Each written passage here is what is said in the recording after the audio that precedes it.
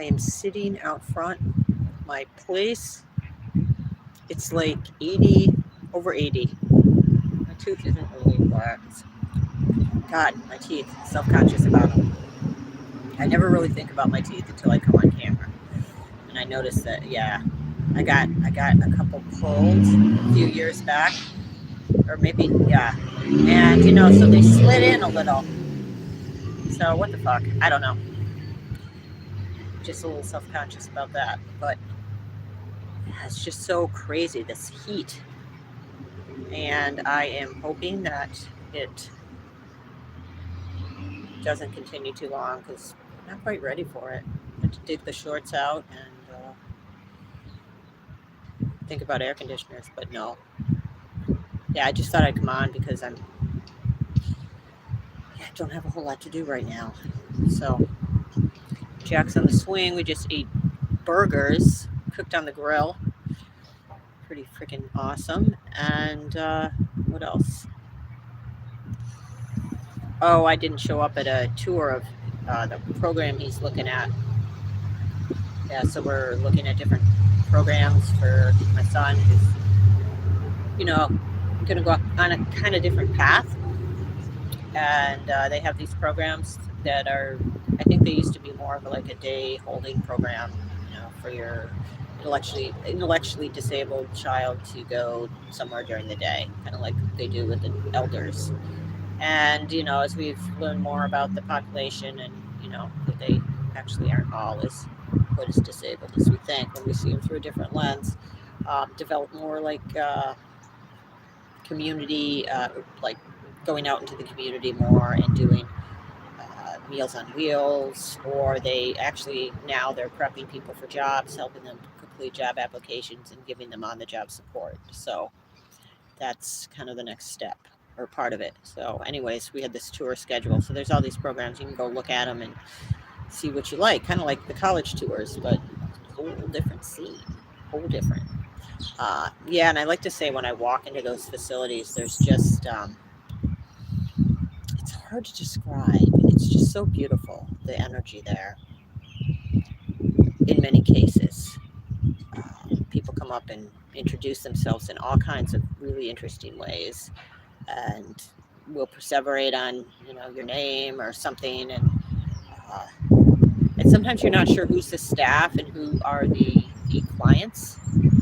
So that's another piece of it. But the people that work there, I mean, there's just people are in their hearts. That's what I feel like. A lot of people are in their hearts in these providers that structure these programs for the autism, intellectual disabilities. Um, yeah, so we're out looking at those programs, and today there was a tour. The last one we've looked at. Let's see, this will be our fourth. And I had the time wrong, so I completely missed it. And my son called me, or he texted me, like, "Are you coming?" And I'm like, "Coming where?" It's not till 1, so I missed it. But that's okay. In some ways, I'm glad, because it's just not many moms are going around with their 21-year-olds looking at these programs. I don't know. Maybe they are. I kind of feel like the freak. Like, yeah, like maybe I'm the freak that goes. That I don't know. Somebody tell me I'm not. But so that happened, or didn't happen actually. And what else do I have to say? Connected with a good friend this morning. I so appreciate the friends I've met. All my friends in the last years, couple years since COVID. My friend Nina, she and I met each other through Lori Ladd, and I've been to see her. She hasn't come out here, but that's cool. I've gone to her house in the Adirondacks, and it's somebody that I probably never would have connected with. Anyways, it's really beautiful out. Just taking in the sun and watching my son on the swing. He's so cute. I don't know whether he wants to be on screen. Let's see if I can turn it around.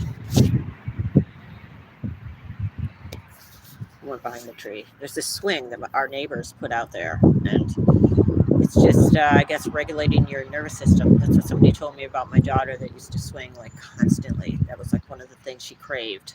She's on the spectrum, and still to this day, we could go to a swing, and she would rock it. And I love swinging.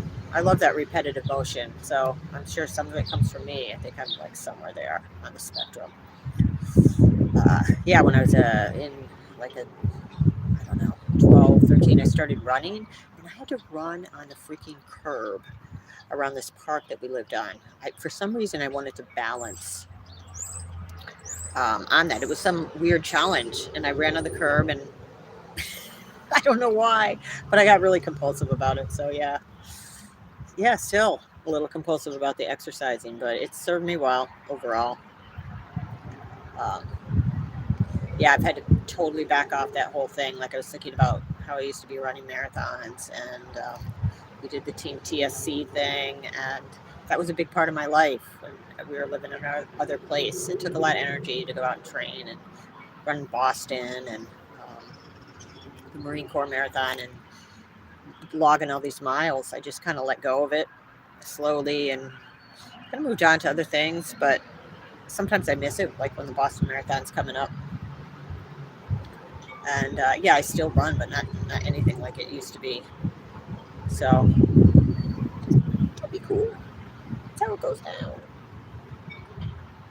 What else do I have to freaking yak about that I'm talking on camera? Just because, yeah, I just want people to, I want me to feel free and y'all to feel free to just be. Yeah, I'm going to do some lives with random people. You know, people I've met recently and connected with. I'm going to go live and have like some deep chats, some unencumbered conversations, some illuminating,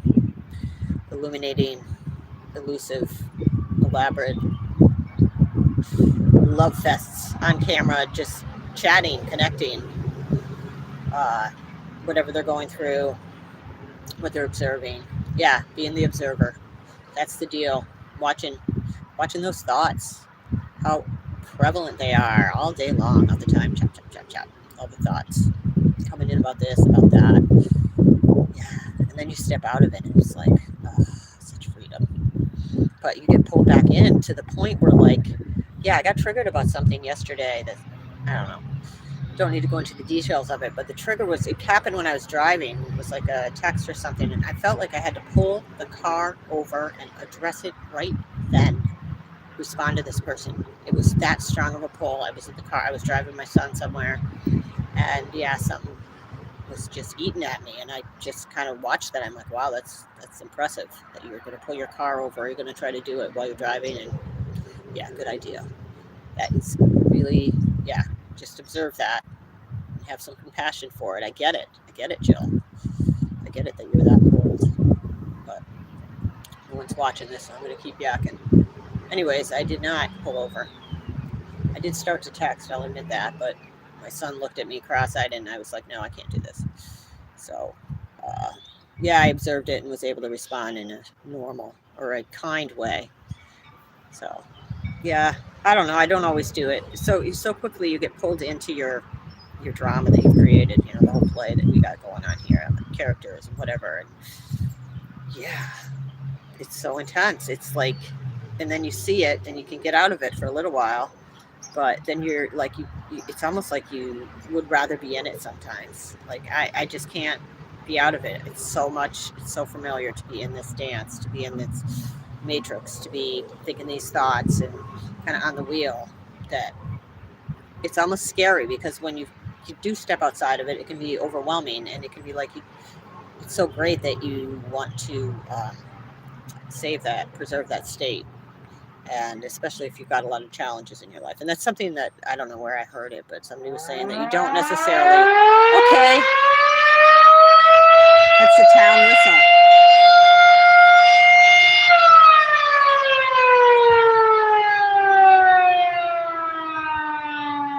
Ouch. Yeah, they blow that thing. Like, it's never really always the exact same time. Like, sometimes somebody forgets.